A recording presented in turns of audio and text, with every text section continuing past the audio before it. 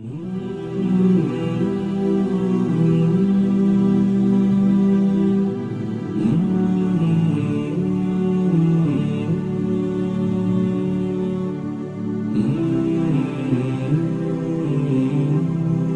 you for being with us here this evening. My objective here with my talk is to awaken the hearts, to help to stimulate and motivate everyone in this room to stop, ponder, and reflect on these key and important points that I'm going to mention, on what's it all about? What's the purpose of my life? And why am I here? And where am I going when I depart from this beautiful place? It doesn't make sense that everything in this room that we can see, that we can observe, has a purpose, but the human being doesn't have a purpose. I challenge everybody in this room to find me one thing that doesn't have a purpose, inside the room and outside the room.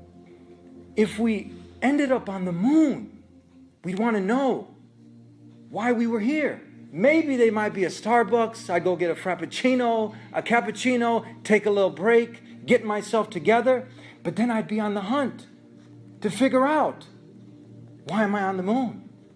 Let alone, why am I on this earth? If you ask somebody at the bus stop, where are you going? And they said, I don't know. You think that's a problem? If somebody at the university was asked, what are you doing here? And the person didn't have a clue, that'd be a problem. So my objective here is to awaken the hearts and the minds to contemplate and to think on these very important points on why am I here? What is my purpose? Now, I got to ask this question to an elderly individual in his 70s. And I asked him, young man, being facetious, I want to benefit from your years of experience and your wisdom. Would you allow me to ask you a question? And he said, sure, young man, go ahead. I said, have you ever, in all of your years of living, have you ever thought about, or has anyone ever asked you this important question? What's the purpose of life? And why are you here?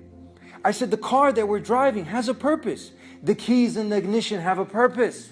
The head on your head has a purpose. But what about us? Do we have a purpose? He said, young man, that's a very profound question. You've left me something to think about. I haven't really given it much thought, but now I definitely will. My job was done. And that is my objective here with you guys today, to leave you with something deep and profound to think about. Some people might say, well, I figured this one out, Eddie. It's to make a lot of money. Go ahead and add fame to the equation and power. But we know there have been people who have amassed enough money that in 100 lifetimes they wouldn't be able to spend it. And people have committed suicide because they've lost a fraction of it.